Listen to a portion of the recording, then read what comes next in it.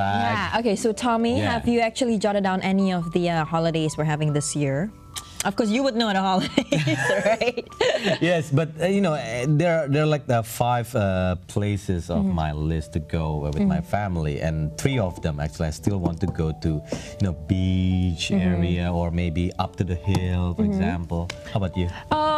You know, there's actually a perfect place to go with your family, which is actually camping. I've thought about it a lot of the times when it comes to camping. But again, of course, you know, bringing a child along and, you know, me being a lady who's like Lady and child friendly, that's what you're seeking. That is what I'm seeking, and I think a lot of ladies out there also do feel the same way. Now, there are several great opportunities for a getaway from the craziness of Jakarta, especially with the increasing selections of resort out of town, offering a break from the city. And we mentioned one of them is actually camping, right? Yes, camping. But again, you know, we have a lot of issues where I'm afraid of insects, and then my children, we're afraid the children will fall over the hill or something like that. So if you're like Tasya and prefer comfort over roughing it in nature, then glamping is for you. Yes. So with Indonesian natural beauty, a retreat in nature sometimes is just what you need to refresh. That's true. Now here in our studio today is Kunal T, owner of Trizara Resort at Tjokro in Lembang, West Java. Hello. Yes. Hi, how are you? Kunal, thank you for being here. You're most welcome. So from Lembang to Jakarta, huh? It's not very far. Yeah, it's not. No, but, you know, we mentioned about just how camping, right? Like a lot of people actually do like camping. So boys, men like camping. A lot of men. Yes. That's right. But for women like me, though, yes, who are afraid of insects, well, insects just don't like me in general. Yes. No, how do we actually go camping? Well, when we were building the place, of course, I had next to me was my wife. She said the bathroom needs to be good, no insects, and has to be clean. So those are 3 main things that we focused on. And as we progressed from what was just going to be a standard campsite, we decided let's take it up a notch, take it up a notch, take it up a notch.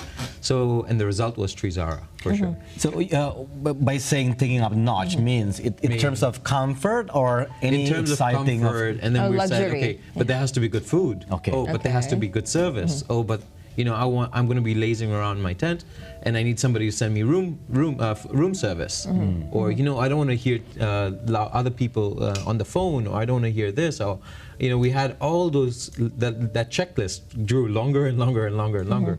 So then, oh, but I need hot water, and I need this to be really comfortable. So I can't live here otherwise. I can't stay here. I can't help out here. So that was actually part of the step-by-step phase until we got to truly glamping. So by answering those questions or those perspectives, so how did you actually find the right place for those type of business? Oh, it's not very easy because, see, either you go out too far and it's hard to access the place. Yeah. And you know how infrastructure in Indonesia is. Not everything is perfect. So, or there's also certain places where the weather doesn't accommodate you very well, and the people around you have to support you too. So you have to help give, and they give back as well. So it's really important that you find the right ingredient for the right place.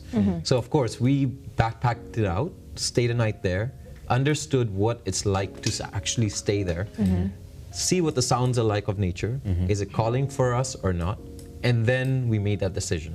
We said, okay, let's park here, let's build. So how was the infrastructure back then? Yeah. Oh, it's terrible. Really? Yeah. What was available back then? Not much. I mean, you have minor roads through villages and so on and so on. But the government had not focused exactly in those regions. But of course now, with working together with them, you have to get the message across. You have to explain the importance, and then finally they get it, and then finally they help you out. So the people also, the guests that started to come, they started complaining, and they took to Twitter themselves, and the power of the masses, basically. Once they started complaining, the government made a decision to move on. Was it hard for you to make let's say, a more glamour, luxury comfort camping place, but not losing the essence of camping? Oh, essence of nature, right? Nature, very exactly. Tricky, very tricky. That feeling, first of all, it's a tent, right? But it's a luxury tent, so it's got proper roofing. It's got the 5 layers, so it's not too hot, not too cold. And also it really feels luxurious, where you have your own proper windows, you can actually stand around, move around, you have a porch that's also perfect. Where now the tent, because it's a tent, you hear all the birds chirping outside. Okay. You hear, everything that's going on right around you. And there is no way, you're still in nature no matter what. You're a tent away from outdoor. You know, you can poke that tent and you can see outdoor if you really want to.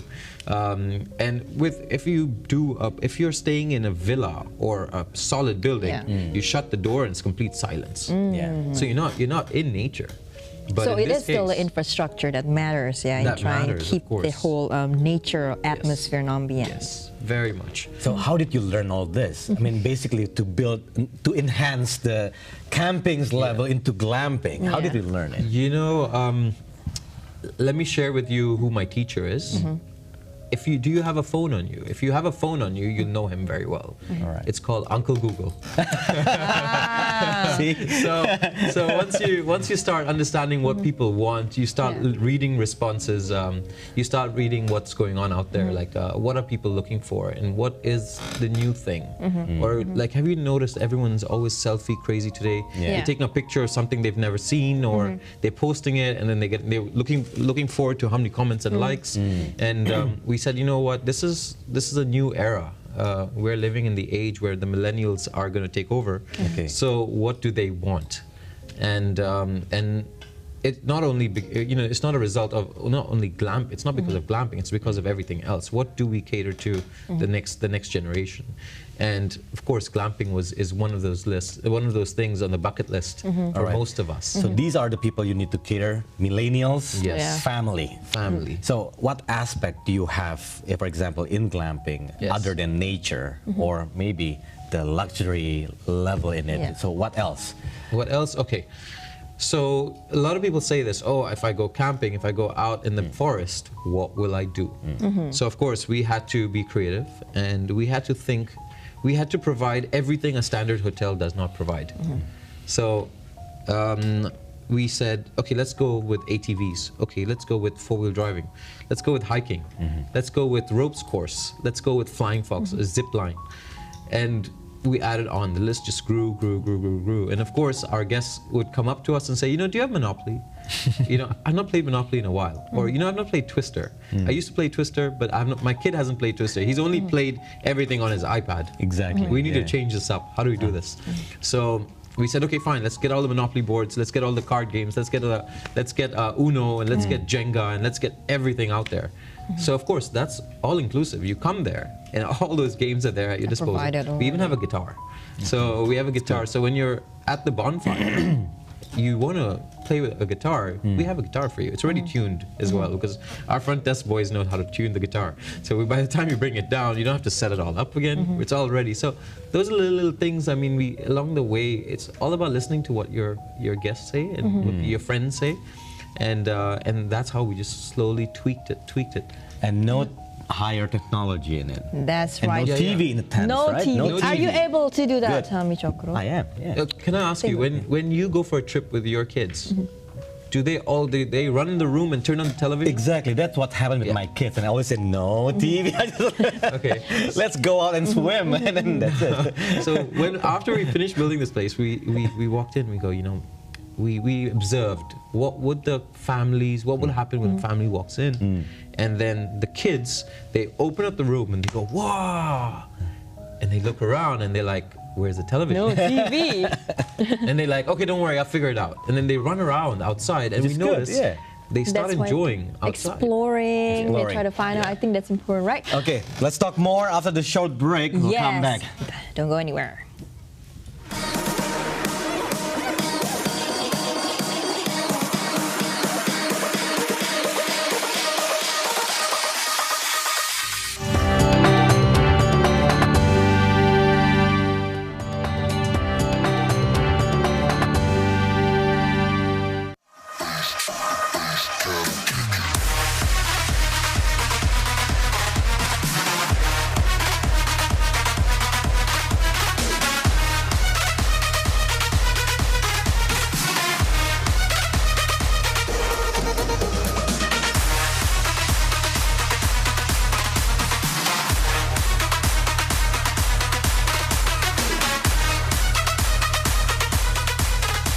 back, and before we continue our discussion here, what just happened with Ia? There was silent disco. There was silent disco, exactly. That's a new trend. We are reducing noise pollution. Yes. That's what we're doing right here.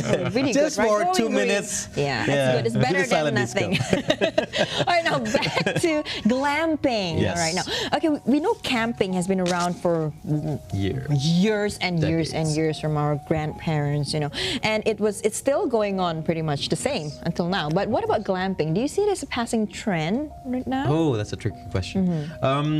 I think glamping is a trend for those who always want to try something one time and that's it, right? But there are those that always run back to nature again to look for that feeling. Okay. So a trend, yes, for those. There are two types of people. For those who says, okay, I've done this and that's it. And there are also those that I need that feeling. I'm looking for that feeling. I'm going there. So that's gonna always be there. Going back to nature doesn't get old, and you're always gonna look for it too. And when we're living in the city like this, you're deprived of something. And based on 6 months after it launched, Yes. what are the biggest market of your glamping? Honestly, we have lots of families that come in, Families, groups, corporate groups. We have a lot of couples, honeymooners. It gets quite interesting because don't forget it's a tent and a honeymooner in a tent. So everything can be heard outside. So how does that work? I don't know, but they still do come. So do you actually place the Yes. the honeymooners tent Far away? I do not. I give you the secret. We do have certain tents that are further down the hill, which are a bit more separate again. All right. Okay. So they're very, very private, and you have maximum privacy there. So we offer those to the honeymooners, and we have the whole package as well. When they come in with the balloons, with this, with the flowers, with this, and then we have a special meal for you and things like that. So we offer all those. Those are the things they ask for, and of course we have to provide.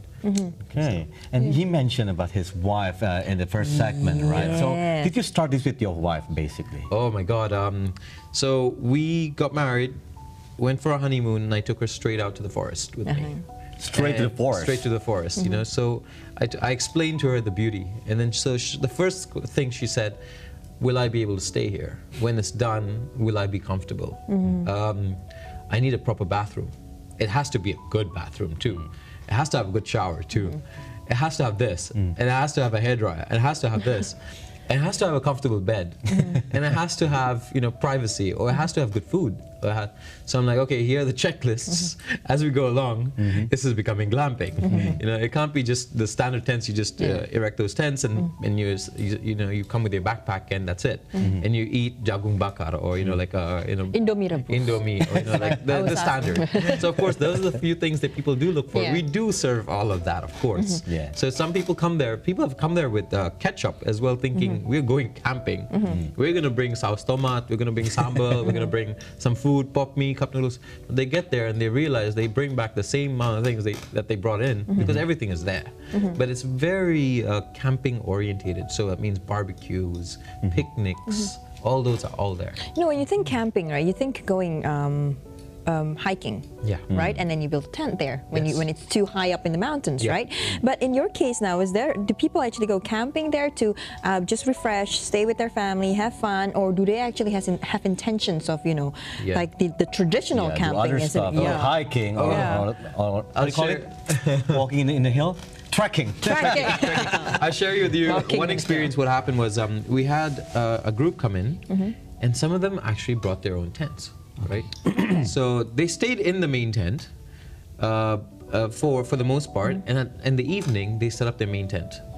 They slept in it for like 2 hours. They couldn't take it, and they went back to the bed. Because the bed was there. So there's a land provided to put your own tent there as well. Remember, all that land is all out there for you guys, for anybody, for any guest that walks in. So they want to set up here, they want to set up there. Just ask us, we'll help you. What do you need to set it up? So. But of course, being, let's say, in a mountain, where there's a lot of trees, and it's different when you're in a hotel. You have it's in a compound where it's covered, and it's easier for you to get rid of, let's say, unwanted little friends, creatures, exactly. But how do you do that? How do you maintain it's tricky. that? That's another. I don't want to be waking up with a lot of people snake. said, how did you get rid of these animals. We say no, we didn't. We managed to remove them, relocate them.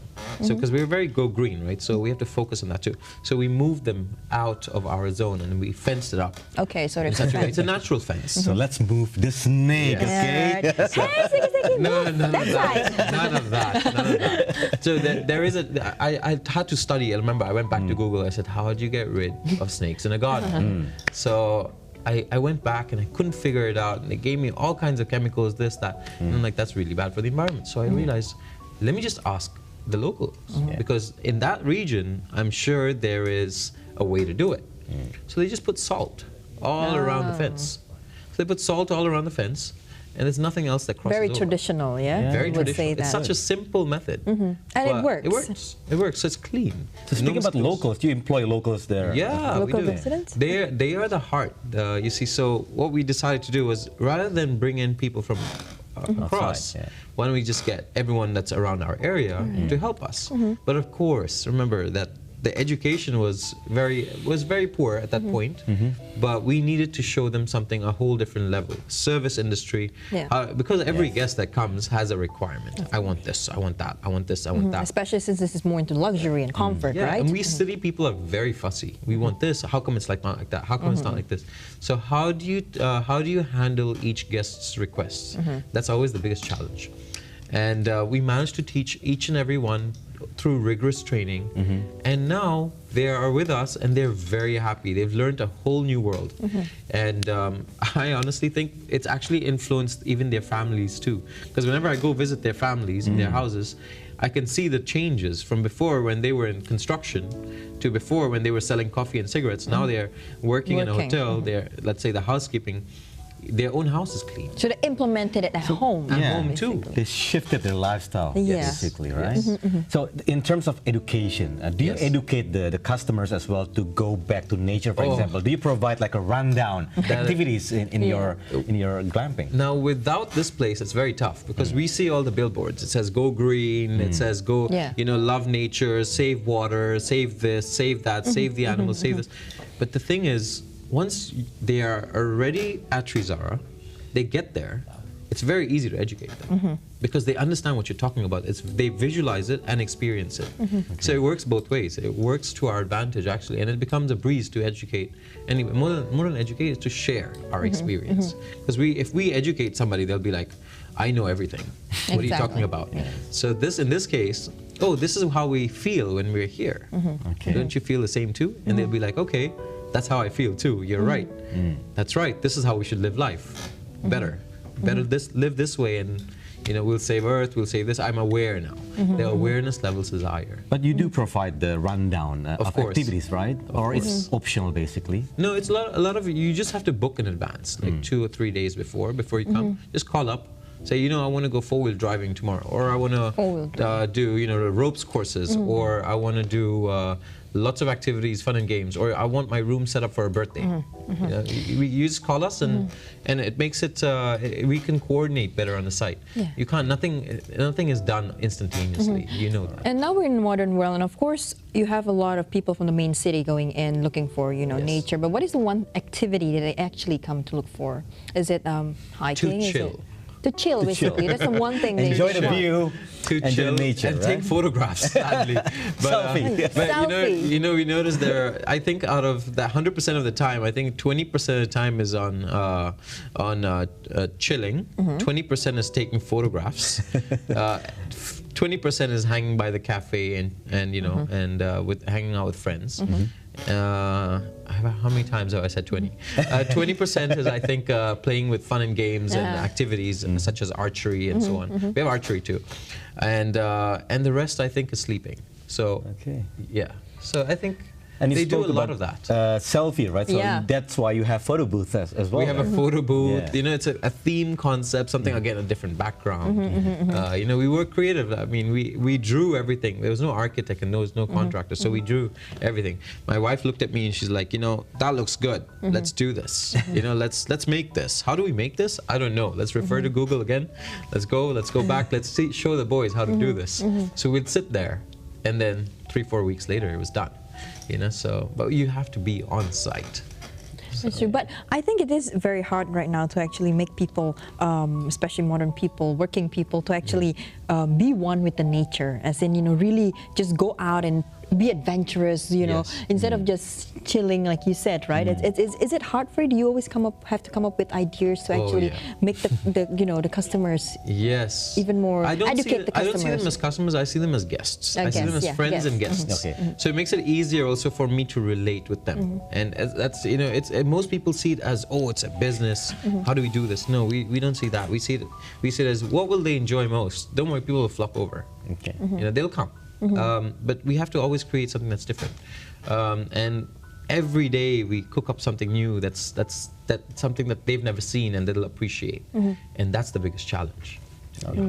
You need to approach them differently, basically. Everybody has everything. Everybody has a different wish. So some will say, I want to learn how to ride a bike. But how do we do it? So we have actually a plaza, and the kids who are learning a bike, they fall, they get up, they fall, they get up. Because it's a synthetic turf, when they fall, it doesn't hurt. So we have to think of those little things too. Okay, so when is the best season to visit? The best season to go. Two types of seasons, right? We have here is summer and a rainy season. Rainy. I like the rainy season. Reason being, okay, this is people will object to this. First of all, when it rains, the smell is different. I love it. Your the senses grass, are all activated. Your fog sweeps in, your mist, your dew in the morning. So those, you get all those elements, those characters. Okay. And also there's a lot of oxygen. You just feel like it's just always clean, and the grass is always greener, and it's just so much better. But when it comes to summer, of course, yes, you can play outside a bit more often, and you can enjoy, but it gets a bit warmer, I must say. At nighttime, normally 16 degrees, 17 degrees. That's so it gets a little bit warmer, but some people do prefer summer, some people do prefer rainy season. I'm better with rain. What about you? Which would you go for? Rainy. Rainy? Yeah. I don't know, I'm still thinking. It's good to do the off-road as well in the rainy season. Exactly. Oh, the off-road, you go with the car and the water enters the car. And, you've seen in those movies where the water is entering the car, the mud's entering, you cross a river. We have all that too. Really a man's, man's hobby. We have to put that place in our list, right? Thank you. Yes. You're most welcome. Work trip, you mentioned. Thank you so much for being here. Welcome. All the best. We'll see you soon at Trizara. See you soon. Take care. Thank you. Take care. Bye-bye.